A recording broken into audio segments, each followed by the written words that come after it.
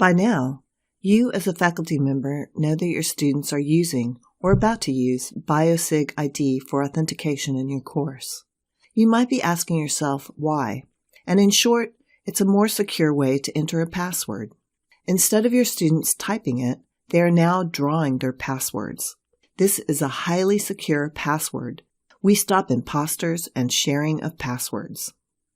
From time to time, as a faculty member, you might receive an email showing some suspicious students or behavior in your course.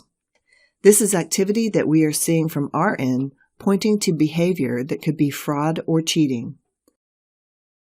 BioSIg-ID uses machine learning reporting in combination with our experts to look at public data like geolocation, device used, OS and browser, password resets, accuracy, and more.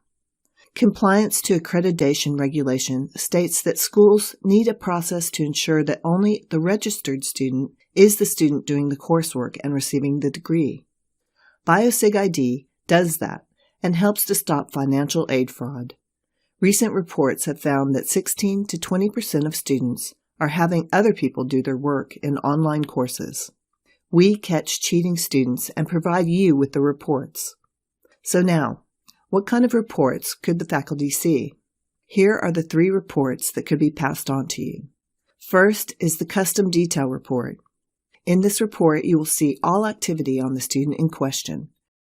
Everything from the course to the IP address to the device used. It shows the signature of the student, essentially their password. Example, 2 students using the same signature or password resets. You might also receive this report if you have a student with an IP conflict. An IP conflict is when a student is logging in using BioSIg-ID from 2 different locations in an impossible time frame. Here, Jane is logging in from Texas 1 minute and then Kenya the next. The next reports that you might see is called the IP30 report. This report captures 2 more students using the same IP address for the same intercept in the same course validating within 30 minutes of each other. You will see Jane Doe and John Doe coming in from the same residential IP address validating for the same quiz in Math 1301. A note about IP addresses. We use a high-accuracy IP geolocation service that is updated daily by an industry leader in geolocation services. Each IP is identified as being either residential, satellite, business, cell, or hosting VPN. The last 2 columns on this report will always show when the 2 students in question begin and end their BioSIg-ID authentication. We note the hour, minute, and second that your students are using BioSIg-ID. The last report you might see is the attendance report. With this report, you can match the number of students to the course record and identify low participation or no participation. So, what kind of students are we presenting to you? Students who are working together, a student having a friend or relative take the course, as well as a student who hires a professional course taker. The last question you may have, what do I do with this report after I've received it?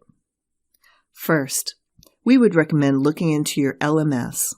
You may find that 2 students have the exact same answers on the final exam. You can question the student on the activity. Has your student recently moved to Kenya? Could this explain the sudden change? Next, you should follow your institution's policy on how to handle academic integrity issues. Lastly, if you have questions on the reports you've received, you can follow up with our experts directly by submitting a help desk ticket. This will be delivered directly to BSI staff, where we will answer your question and follow up on any students that you might be questioning. We hope that watching this video gives you a little information about BioSIg-ID, why your institution chose to use BioSIg-ID, and will help give you confidence in the reports that you can see from us.